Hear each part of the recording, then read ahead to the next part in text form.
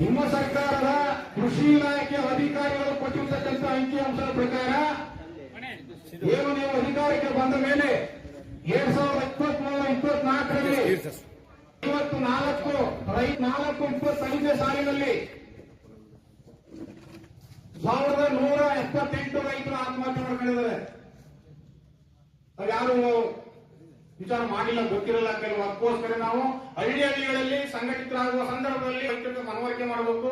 ಯಾಕೆ ಈ ಸರ್ಕಾರಗಳು ಈ ಧೋರಣೆಗಳನ್ನ ಮಾಡ್ತಾ ಇದೆ, ರೈತರನ್ನ ಯಾಕೆ ಈ ಶೋಷಣೆಗಳನ್ನ ಮಾಡ್ತಾ ಇದೆ ಅಂತ ಹೇಳಿ ನಾವು ಹಳ್ಳಿಗಳಲ್ಲಿ ಮೊದಲು ಗ್ರಾಮಾಂತರದಲ್ಲಿ ನಾವು ಒಗ್ಗಟ್ಟಾದ್ರೆ ರೈತರು ಎಲ್ಲವೂ ಕೂಡ ಸರಿ ಹೋಗ್ಬೋದು. ಆದರೆ 2025-26ನೇ ಸಾಲಕ್ಕೆ ಈ ಬಂದಿರತಕ್ಕಂಥ ವರ್ಷದಲ್ಲಿ 377 ಆತ್ಮಹತ್ಯೆ, ಒಟ್ಟು 2809 ಆತ್ಮಹತ್ಯೆಗಳು ಈ ವರ್ಷ 30 ತಿಂಗಳಲ್ಲಿ ಇವರು ಅಧಿಕಾರಕ್ಕೆ ಬಂದಂತ ಸಂದರ್ಭದಲ್ಲಿ ಆಗಿರ್ತಕ್ಕಂಥದ್ದು. ಯಾಕೆ ಆತ್ಮಹತ್ಯೆ ಆಯಿತು?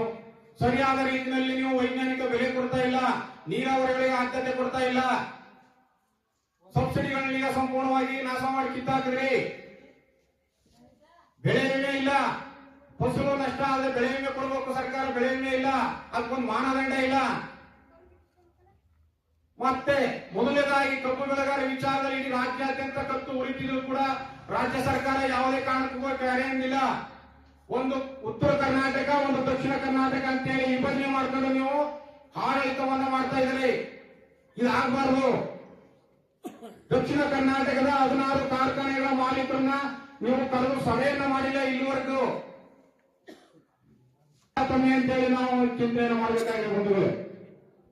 ಉತ್ತರ ಕರ್ನಾಟಕದಲ್ಲಿ ಇವತ್ತು ಏನು ಎಕ್ಸ್ಪೀಡ್ ಅಂತ ಹೇಳಿ, ಎಕ್ಸ್ಪೀಡ್ ಅಂತಂದ್ರೆ ಕಾರ್ಖಾನೆ ಮಾಲೀಕನೇ ಕಬ್ಬನ್ನ ಕಟಾವು ಮಾಡಿ ಸರಬರಾಜು ಕಾರ್ಖಾನೆ ಮಾಡ್ತಕ್ಕಂಥ ಖರ್ಚನ್ನ ಕಾರ್ಖಾನೆ ಮಾಲೀಕರು ಮಾಡ್ತಾ ಇದ್ದಾರೆ.